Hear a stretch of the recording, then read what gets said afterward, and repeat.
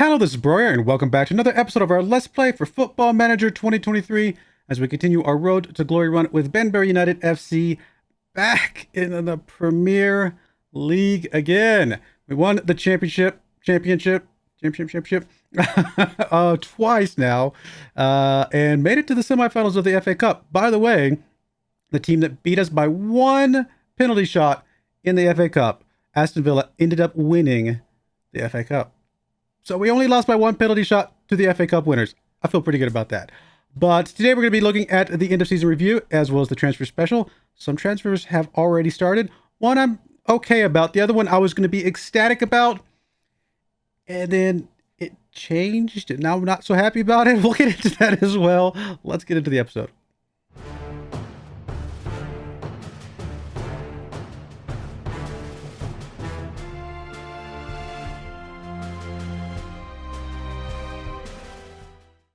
All right, here we are. As you can see, end of season review for the 2034-2035 season. There is another trophy for our cabinet, another Skybet Championship trophy. Let's get into this review. New arrivals. We got Marner here. I'm pretty happy with him. We did pay a lot of money for him, but the board seems to be pretty happy with picking him up. Apparently, he agreed to a lower wage than what they would have expected to pay. So good stuff there. Amaru, I'm surprised they don't give us a better score for that because he played well and was really cheap. Now he is 27 years old, so he's not going to be getting that much better. But I thought he was doing pretty good, and they gave us a B minus, so there's nothing wrong with that. Darren Wilson here, B plus, 3.2 mil for him. He actually showed up in the second half of the season. 12 starts, 2 substitutes, 2 goals, 2 assists, 7.01 average rating. Not bad, you know? I mean, come on. That's not bad at all. Did he get signing of the season? He got signing of the season. That's crazy. Then we picked up Campbell for 15 mil. He didn't have the best season necessarily because I feel like, you know what? 20 goals, 3 assists is not bad. I mean, 20 goals on 39 appearances. I mean, he did all right. We did pay a good chunk of money for him, but the board was pretty happy with that. Also, again, with him getting a lower wage than what they would have expected. Fisher comes in here, B plus for him, 6.99 rating. Paid 9.75 mil for him. Fine came in on a 1.5 mil loan fee, which I guess they didn't like that for some reason. Wage contribution is acceptable, but the loan fee is too high for a player of his ability. Really? Really? I mean, he did get less goals than Campbell, to be fair. But get more assists. He didn't play as many games. Definitely should play him more games. And that's probably because earlier in the season we only had one striker, and he was not the one striker that we picked for the first part of the season, but he started playing a lot more in the second half of the season. I mean, he did have 20 subs. I mean, he played 42 games to 39, so he actually ultimately played more games. He just came on as a sub for a lot of those. Prosser, I was actually really happy with him, plus really happy with getting him for, what, £2 million or $1 million up front, up to $2 million overall. I think he's a bargain. Getting a quality player for no transfer fee is an outstanding piece of business. Absolutely. And again, there is a little bit of transfer fee to get him permanently, but we'll look at that probably. That'll probably show up next season. Jonathan comes in here. We didn't have to pay anything for him up front. And 6.94 average rating. So he played really, really well for us. 3 assists for him. Good stuff. Ceballos, another good piece of business. 8.25 mil. Almost a 7.0. Not too far away. Honestly, I thought he played really well. Warhurst, we are not bringing him in. Spoiler alert. But we didn't have to pay a whole lot of money for him on the loan. So, you know, something there, I guess. Hawkshaw, we paid 4.8 mil for him up front. I have some news about that. B minus overall from the board. Turan, B minus, and that is it. Transfers out. Anybody crazy here? They were not happy with the Cumberbatch sell. Yeah, I mean, fair. We could have got more money for him, but he was very unhappy, and he was pulling down the locker room a bit. So I think getting rid of him was the right move. Evans, you know, only a C+. Harris, only a C+. The Dio, only a C. Again, it would have been nice. I mean, we did get a healthy profit from him, but I think we could have gotten more from him. But that was a release clause, so we had no choice on that one, unfortunately. Gray, anybody that we got that was above like a good result here? Not really. Hecker, honestly, 9.75 mil for Hecker, I felt like was not bad at all. 5.75 mil for Griffiths. Yeah, I mean, I thought we did all right. We actually got quite a bit of profit off a lot of these guys. It's possible we could have gotten more if things had gone slightly differently, but it's all right. Did we get any good ratings for anybody of these? Contango. Not really. I heard it was an F because they just don't like that one, which fair enough, but I'm okay with it, honestly, at the end of the day. Overall, though, A plus from the board for the season. Average home attendance was 8407. It was 100%, even though that's not exactly our full capacity, because obviously we were at half capacity for almost the first half of the season. But we did sell out every single game that we had. There is a little bit more seat capacity increase coming in for next year. They're increasing the number of seated tickets they can sell, which supposedly is going to reduce our overall capacity. But maybe when you have, are they just able, I don't know if it's baked into the game. Are they able to charge more for seats than they are for standing room? Or is that not modeled into the game? I actually don't know. FA Cup, obviously we did really well there. Again, lost to Aston Villa, who ended up winning the whole thing by only a single penalty shot. So not too bad there. Carabao Cup, honestly, had we been playing the new formation, I think we would have gone a lot further with that, because we definitely played teams that were better than these guys in the FA Cup and ended up beating a couple of them. All right, moments to remember. Biggest win was our game against Burnley, 5-0 defeat, or 5-0 victory, I should say. December 16th, that was after we got the new formation. Match to remember, Sunderland versus us. It was away from home, fine picking up a brace in that one. Again, that was after we changed formations, I believe. No, was it? Yeah, we changed formations at the beginning of December, didn't we? I think I'm not misremembering that. No, this was the old formation. Goal of the season came in the 2-0 victory over Everton. It was a goal from Bro in the 29th minute, so let's go check that out real quick. Yeah, this was the old formation. When Campbell played by himself up there up front. There's Fletcher over to... There's Bro right there. What? Oh, yeah, I remember that. What a shot. What a shot. That was an epic shot. I mean, good for him. That was kind of a lucky shot there on that one from Fine. But no, we'll take that. That was a good shot. That was a good shot from Bro on that one. All right, finances. Still just 3-star reputation. No new sponsorship deals. No new... nothing new here. A little bit less sponsorship money, apparently. Yeah, just very slightly less. Less broadcast revenue. That's a little bit surprising. We did have more corporate hospitality, a lot more competition prize money because we hung out a little bit longer in those competitions. And then match day commercial retail went up a little bit as well. Total merchandise sales, 1.22 mil. We don't see the shirts, unfortunately, which is, I'm sad. I actually like to see what shirts they sell. Here's how we lined up. So it does show the 4-2-4, because obviously that was our more successful one, and we played it for more of the season. Bedford, Jonathan, Mourner, Carew. Yeah, okay, that makes sense to me. Caddy, Ceballos. I mean, we need another defensive midfielder going alongside. Did I say Ceballos or Ceballos? Ceballos. We need another defensive midfielder here. Not that some of the guys that we've been rotating through that are bad per se, but I think we need some better ones. Fisher, Fletcher, of course. Campbell, fine, of course. No surprises really there at all, to be honest. We got manager of the month 4 months out of the season. October, January, February. I'm surprised we got October, because that was back when that was early in the season. I guess we did have a good early month, and then it kind of just started falling apart. But January, February, I mean, we missed our March and we got April. Club awards. Fans player of the season was Watts. Of course. Watts was, how many shutouts? 30 clean sheets. 30 clean sheets. Young player of the season, of course, Watts. Signing of the season was Darren Wilson. Interesting to see that. Goal of the season was Bro. We saw that one. Top goal scorer, Campbell with 20 goals. Most assists was Fletcher with 10 assists. Most player of the match awards was Amaro with 5. Amaro, I'm really happy with him so far. Just a solid player that, again, not going to necessarily be a starting star player for us most of the time, but a good guy that we can rotate in as needed and bring in as a sub. Honestly, I think he's going to be good for us. Highest average rating was Watts with 7.2. And most passes completed was Mourner with 80. My goodness, apologies for the yawns. Most goals by a player in a match was Campbell with 4. Most goals by a player in a league match was Campbell with 4. Obviously, we saw the clean sheets. Worst discipline, 17 yellow cards and a red card from Ceballos. I mean, he has a ball-winning midfielder. So he's going to be tackling, okay? I mean, he's going to be tackling. We might have been playing him as the Valente, whatever, a bit as well. I don't remember how much tackling they do. Transfer fee, highest transfer fee paid was Mourner for 22 mil. Trying to remember if we've broken that already. No, I don't think we have not. I don't think we've broken that yet. I can't remember. We'll check in a second. And then highest transfer fee received was 12.13 mil for Angelo Di Dio. which we sort of broken, depending on how you do the math. So we have gotten a little bit more from that as well.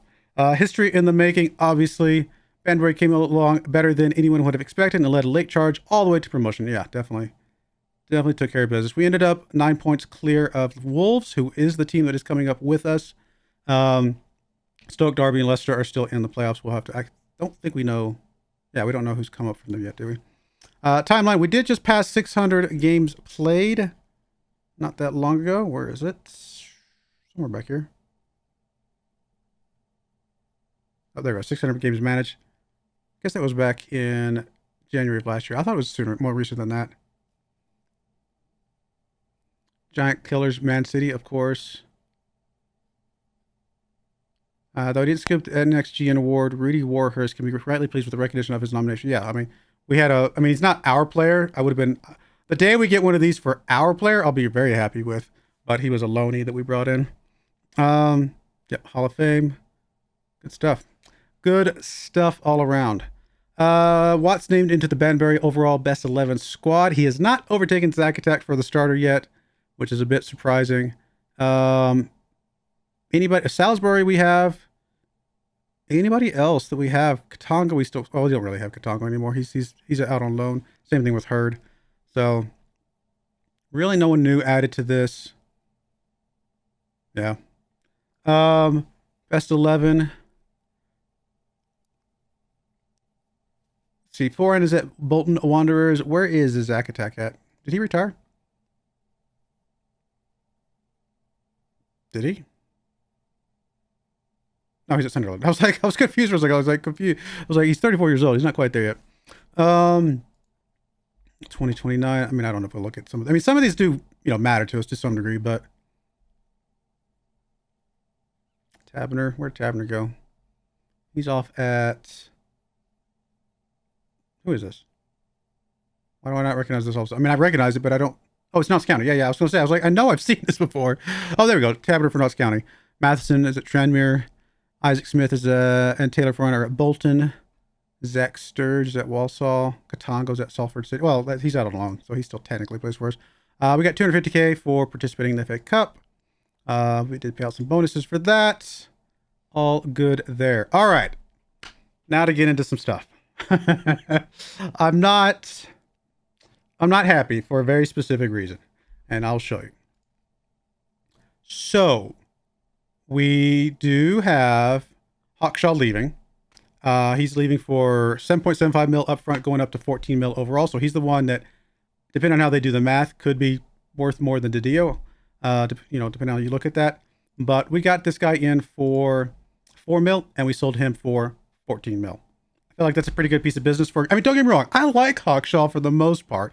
And when we were playing the 4-3-3 DM or something like that, when we played that one, or whichever formation we were playing, where we had him out on the, no, that was when we played the 4-2-3-1.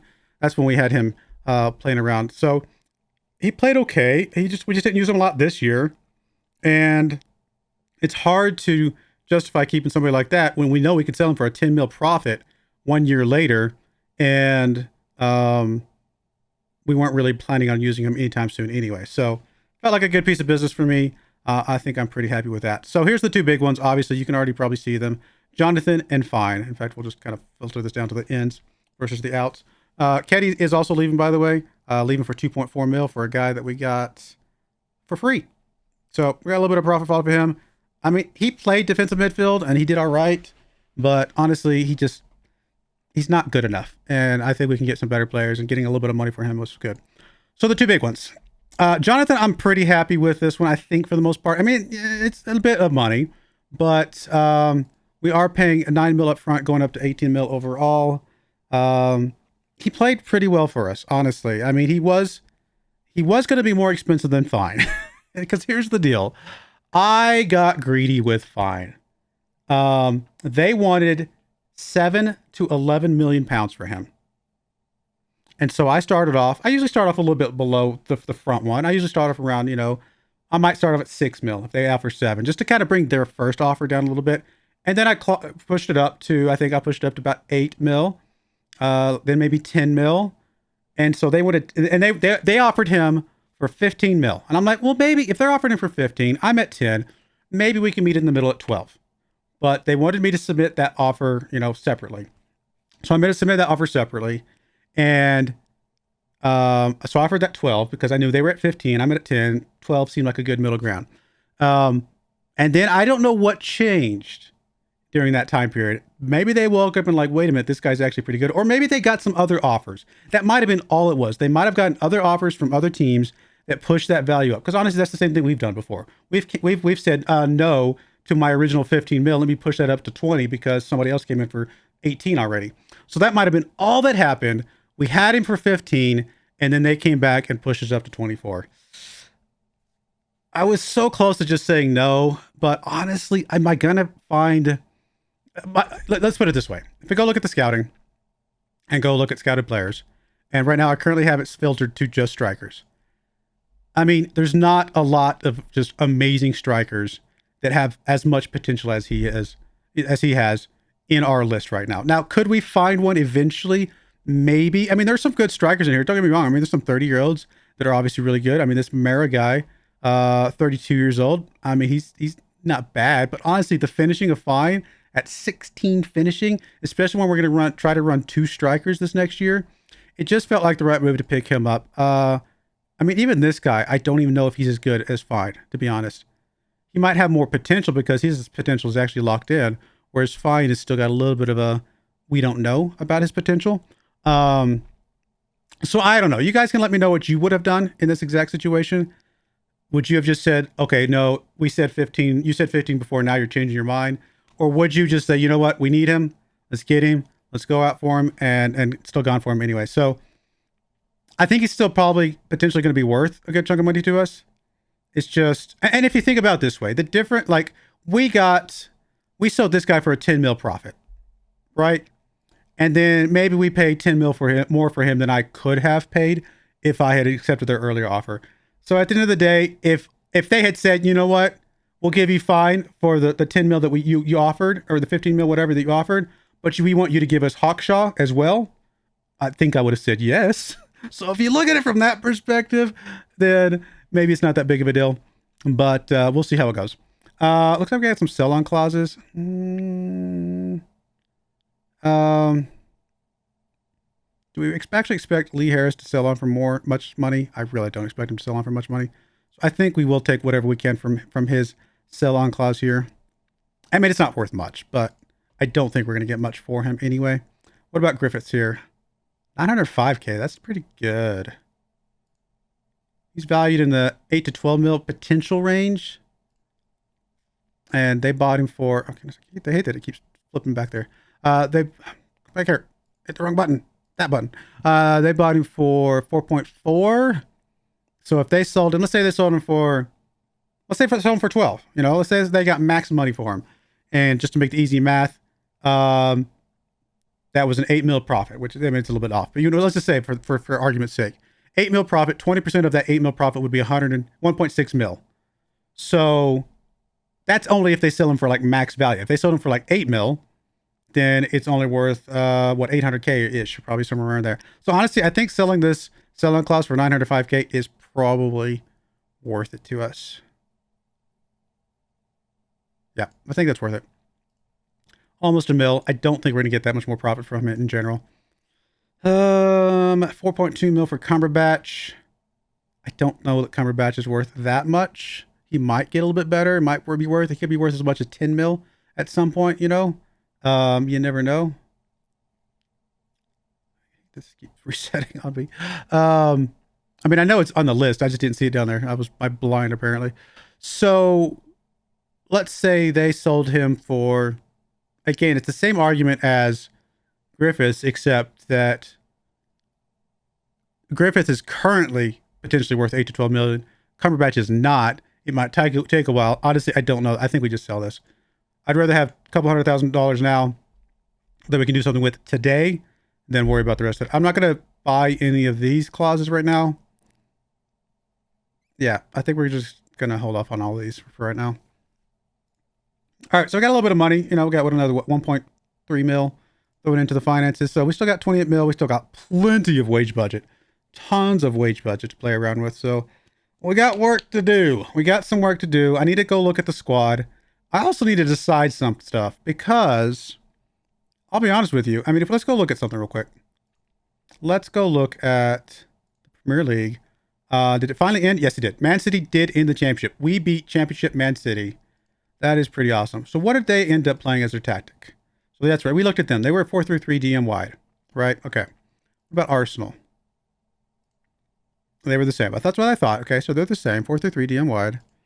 Tottenham. Same thing. Wow.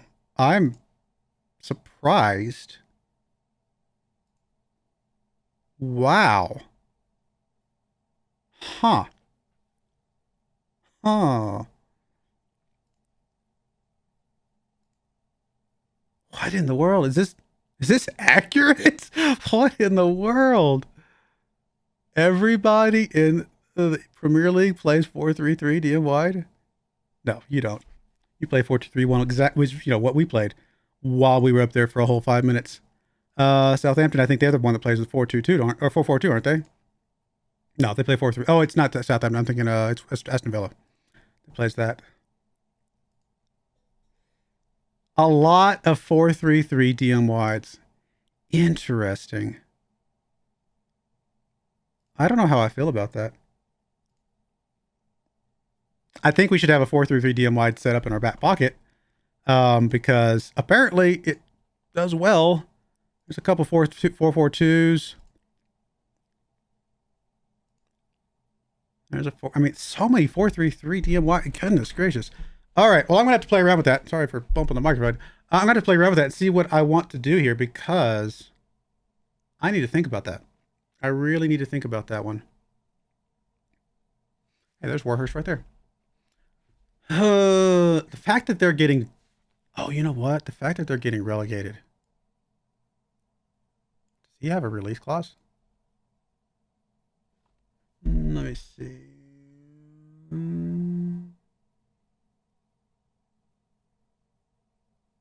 don't think he did. No, I don't think he does he? Okay, well, hey, I don't think he was interested in joining us anyway, so I don't think it really matters. All right, well, we'll play around with some things. I got to figure out what formation we're going to run. Look, the 4-2-4 was great.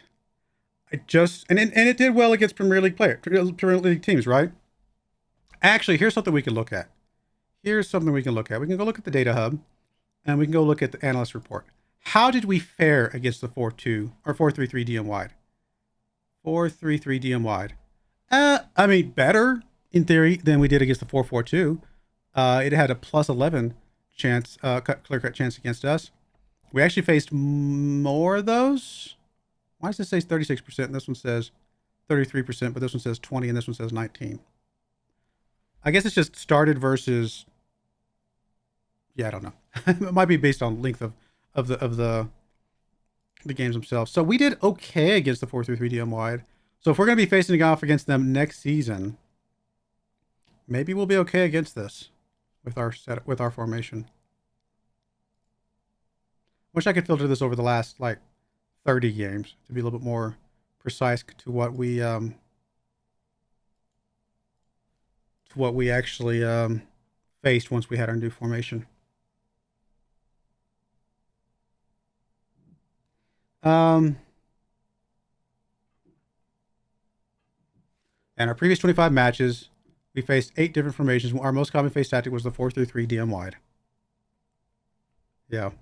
I need to think about this. I don't know. I'm still kind of going back and forth in my mind about how I want to approach this because I just don't know.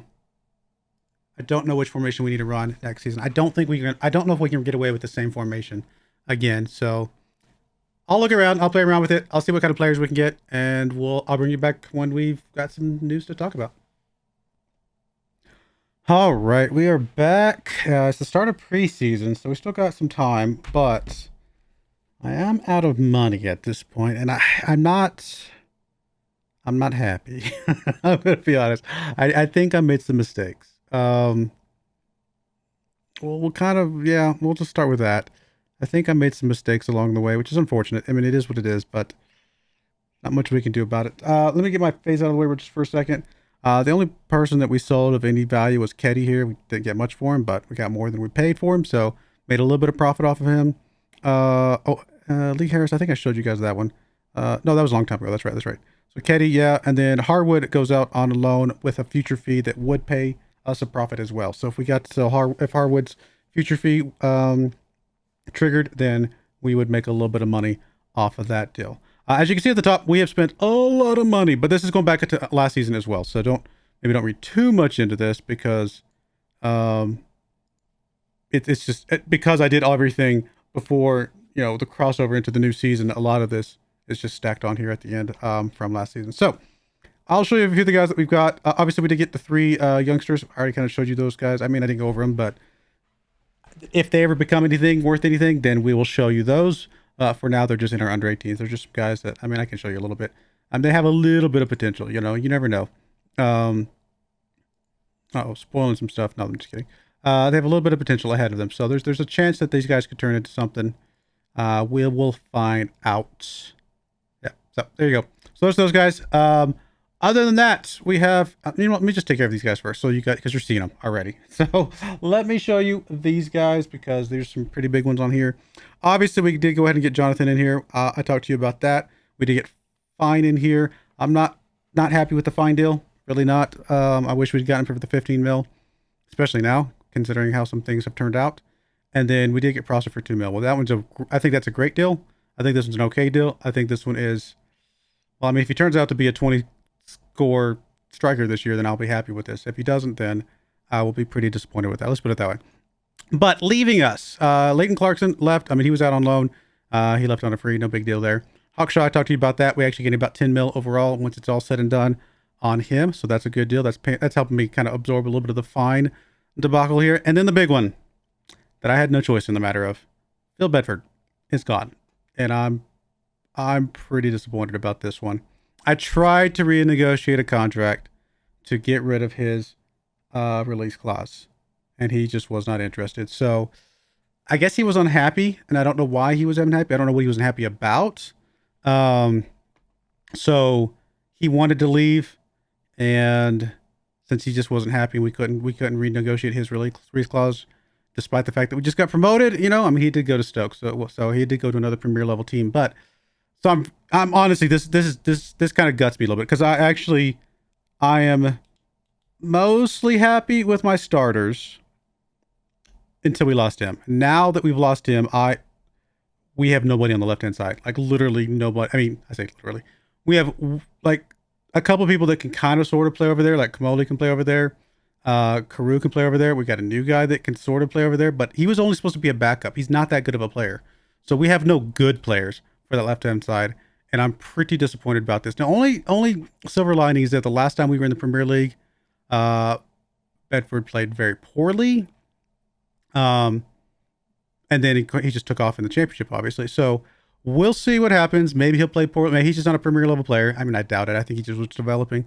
I mean, we did make pretty significant profit off of him, but I would rather have him for 7.5 mil than the money, especially since we didn't get to keep all of it. We only got to keep 60% of the money. I mean, the release clauses, for whatever reason, I've been having challenges getting rid of those. I mean, I basically have 2 options. I can get rid of those and just not get the player because they're mad and they don't want to join me, or I could just accept them and get the player. So I mean, I suppose I could keep trying to hunt around for players that don't have release clauses, but then I'm just getting a lesser player anyway. So at the end of the day, I guess I would rather have a player for a year or 2 that is a good player that does want a release clause and then end up losing them for a profit. I mean, all things considered, I could either have Phil Bedford, who did some great stuff for us, and we got, $6 million profit off, or £6 million profit off of him, or I could have had somebody who's worse than him who didn't do anything and we might not get a promoted right now. I think I'll take Phil Bedford, and I think I'll take the release clauses. So it is what it is. But no big surprises here. Obviously, most of my work has been done on this side of things. So let's get into some of these. We do have Mr. Nick Jonas Jinsek here, who I'm never going to be able to pronounce his last name. So obviously, we are immediately going to change his name to Nick Jonas. So we got Nick Jonas here.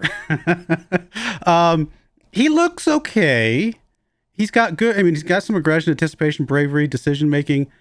First touch is great. He looks okay. Oh, I didn't show you my formation that I'm probably going to go with, which points to a lot of what's going on here. I should probably show you that first. Here is a potential formation that I'm going to be going with this year. So we know that the 4-3-3 DM wide is very strong because a lot of teams have been running it. I'm going to have a slight variation of it. I found this one. You can look at the name up here. I found it on that FM base website that I like to use a lot. That does a lot of simulations of, who's, it basically, you put in your formation, it does, hundreds of simulations against just a kind of a computerized rendition of the FM23, like the engine itself, and it tells you, what's going to be good. And this one was ranked pretty high.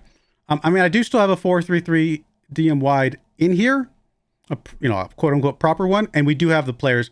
Pretty much all of my defenders can also play midfield. So all of my defensive midfielders, I should say, can play midfield. But I decided to go with this one because, again, partly because it was ranked a little high, but also it felt like a slightly more defensive version of this one, and maybe I'm just wrong. Now, don't get me wrong. I get to the Segunda Volantes. They do like to push forward quite a bit. They get further forward, so they're going to move into a midfield spot.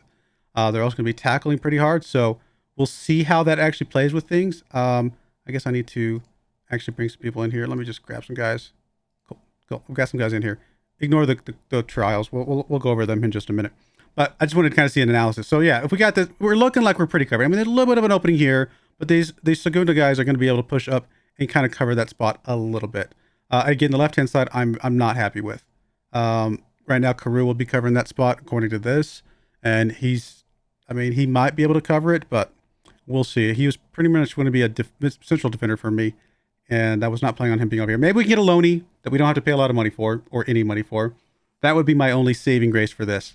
So anyway, this is a formation. Obviously, 3 defensive midfielders is a tall order, or even just 3 midfielders in general, because we had kind of been pushing a few of them off when we switched to this formation, because we were only running 2 of them. But, getting some extra better defensive midfielders could be good for us. So go back to the transfers real quick. That's the kind of what got us to where we're at. So first up, Nick Jonas here. He looks pretty good as a defensive midfielder. He can play as we're going to be playing primarily as either as a ball wing midfielder or the Segunda Volante here, which I think for him, he's going to be primarily a ball winning midfielder here. Probably backing up Ceballos, but who knows? Maybe he plays well enough that he can start. His historical stats are not as good as his stats here. I will tell you that right now. 6.6 in championship for Nottingham Forest, who just got relegated. He was on a 6.8 in the Bundesliga, though. So which Nick Jonas are we going to get? Are we going to get the one that can sing really good? Or are we going to get the one that's trying to act and doesn't do it very... I'm just kidding. He's probably an okay actor. But no, it's like which one are we going to get? I don't know. And maybe this was a bad gamble. It's truth be told, we just got to get better scouts because we don't have a lot of players scouted that show up as better than these. Now, I did go after one other player that was absolutely better than him, but he didn't want to join us. And that's the other thing. I guess I should really rephrase a little bit of what I'm saying. We have good players in our scouts that we can find. We don't have good players that we can find that want to join us because we've only got a 3-star reputation. And if they've got a choice between a 3-star reputation, us, or a 5-star reputation, Man United, who do you think they're going to go for? I mean, so if they're that good of a player, even if we could have afforded them with some other money moved around, they just weren't going to join us. So it's going to be hard for us we've got to build up our reputation to be able to get those really good players. So our choices are limited, I guess is my point. I mean, it's kind of that whole beggars can't be choosers type of thing. He looks like a solid player who has not played well up to now. Hopefully he shows up and does something for us. We'll find out. Then we've got Feezy here. I actually like Feezy. I actually went out and paid a lot of money for Feezy because I needed another defensive midfielder who could also play midfielder if we decided to move to that. Solid player. He's potentially better today than Ceballos, although Ceballos has more potential ahead of him. He's got good jump and reach, fitness, balance. Tackling's great. I mean, he looks like a fairly solid player. He's very tall. And his historical, most recent, he played for Leicester last year in the championship for 7.05. The year before, 6.91, 6.97, 6.94. I mean, his last time in the Premier League, he didn't play well, but he only played 3 games. So since he's been in the Championship League and developed a little bit, he's looked pretty good as far as I'm concerned. So I think he's a good pickup. He was actually one of the better midfielders / defensive midfielders in the Championship League last year. And I believe that got promoted, didn't they? Let's see. Are they in our stuff with us? I thought they did. I guess not. They must have just barely missed it. Let's see stages, because I don't think they missed it by much. Yeah, they must have got knocked out they were in the playoffs, so they looked pretty good. Then apparently did get knocked out in the playoffs. Wolves came up with us. Stoke came up with us. Stoke. Okay, there you go. Stoke was not in the Premier League until they came up with us. Now they are, so that's why we lost Bedford. So they wanted to go to another, I guess, Premier League team. He was just unhappy with us, and I don't know why he was unhappy with us. Anyway, all things considered, I think Feezy is going to look like a pretty solid player. I'm pretty happy with this pickup. He cost us a lot of money, but he looks like he's going to be. Whereas Nick Jonas is questionable. He's got good stats, but he hasn't played well. Feezy looks like good stats, and he's played well. So I think he's a pretty good pickup overall. Paid a lot of money for him. Big gamble. If he's a guy that looks good, and is a guy that we can keep around and continue to develop a little bit more, then he's going to basically, the whole point of us, coming up and hopefully staying up is to get that 1 or 2 players every season, that we know is going to be, we're going to keep them. We're going to keep them once we get solidly in the Premier League, at least to get us up into like the mid table and get more money and things like that. And then some of these other ones are gambles. And then usually the gambles, a lot of times, we might play them for the season. They don't do well. We can usually sell them on for either a break even or maybe a little bit of profit. No harm, no foul type of thing. So that's kind of where we're at with some of these guys like Nick Jonas. Chiardia is another kind of gamble. He's one that my director of football put up. He's a central defender who can also play defensive midfield. Looks halfway decent. I mean, he's 30 years old. So, there's that. He has played for Norwich in the Premier League. 6.71, not great, honestly, but not like terrible. I mean, he's probably still better than some of the guys we had, to be perfectly fair. So we'll see what happens for him. He was really just here as a backup. I mean, he's a relatively expensive backup in one sense. I mean, $6.5 million to up to £7 million is a lot of money. But I mean, once you get up really high up in the Premier League, I mean, you're paying $100 million. I mean, some of these guys are at the higher level are they're worth a lot of money. So maybe this is on the lower end of that. Amshoff, I actually think will be potentially halfway decent. He's an attacking midfielder on that left-hand side. We could also play midfield on the left. We decide to go to a 4-4-2, which I don't know that we will. He can play on the right. He can play up a striker. Very flexible guy. Dribbling's great. First touch is great. Finishing's okay. Not amazing. But I mean, these 2 other stats should make him a pretty good threat on that left-hand side. He potentially comes in as a starter even over Fisher. He has not played big ball, to be perfectly honest. And he didn't play especially well last season. But I'm hoping that was just, again, big giant asterisks. Finding people that are both good and were willing to play for us is a challenge. So sometimes we've got to go gamble on guys like this.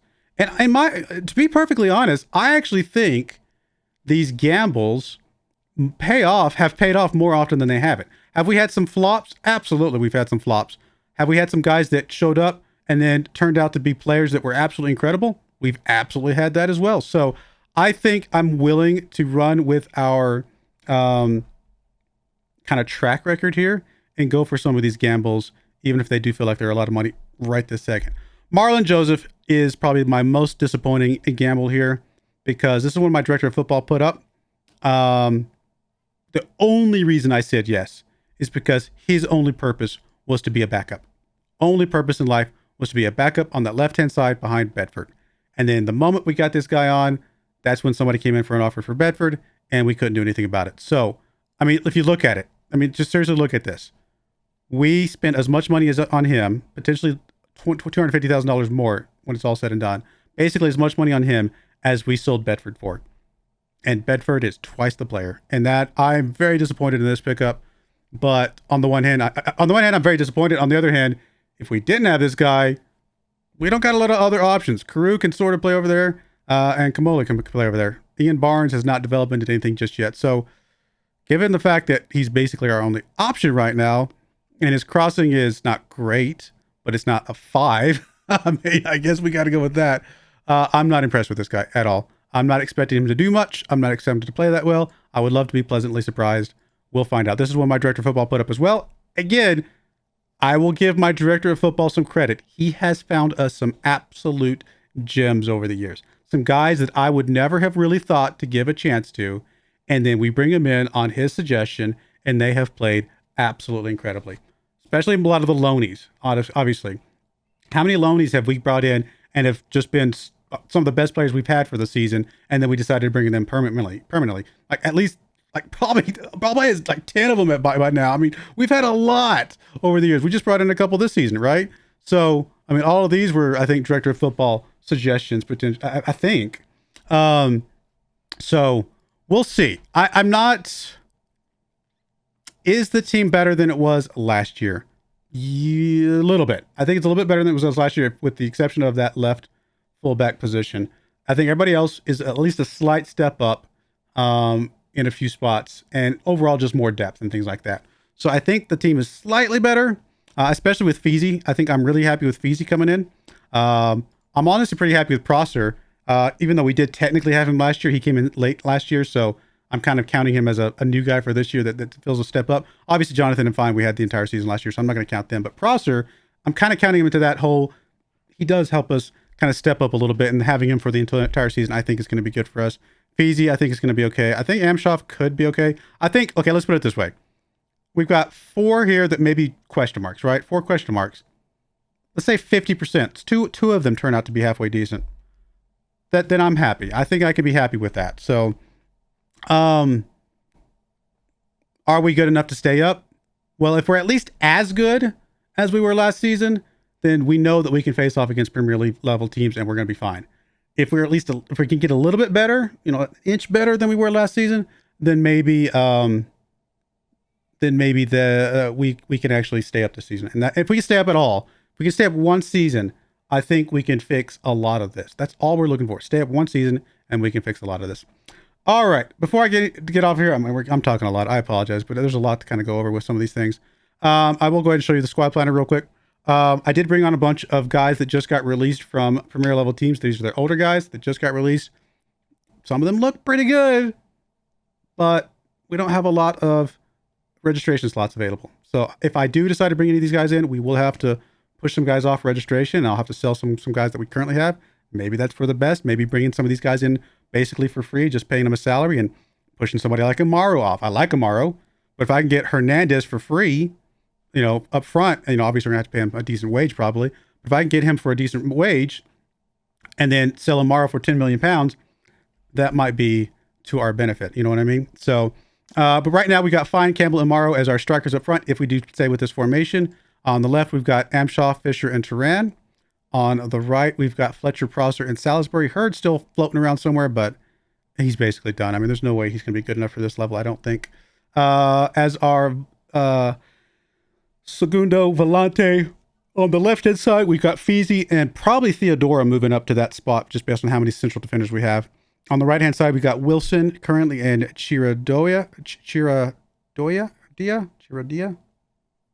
I can't say his name for some reason. So here's what we're going to do. Because Chia Rodia, I think is how you say that. Something like that. But he's now Fabio. So we got Fabio on the right-hand side. He came in technically as a central defender, but I think he's going to be one of our better defensive midfielders as well. And then in the middle, we've got Ceballos and Jonas. On the left wing, again, our biggest weakness right now, as far as I'm concerned, although I'm hoping to be pleasantly surprised. We've got Joseph, again, Carew, and Kamoli can play over there if we need rotation and stuff like that. So we'll have to see how that plays out. Jonathan and Spagnelli still on the right-hand side. Again, a couple trials that looking halfway decent. And then in the middle, we got Morner and Carew technically as our primaries, although again, if Carew has to move over to the left, then we'll have to make adjustments. And then Kamoli and Owen as their primary backups. Of course, as our goalkeepers, we have Watts and Angelini. So not terrible. I think there's a few people we can move on in certain places. It might be time to say goodbye to Salisbury, to be perfectly honest. If we could get $5 million for Salisbury, don't get me wrong, I love Salisbury. I'd like to keep him around. But, move Salisbury on and again, bring Hernandez in who can play all over the place. I mean, he can't play on this left-hand side.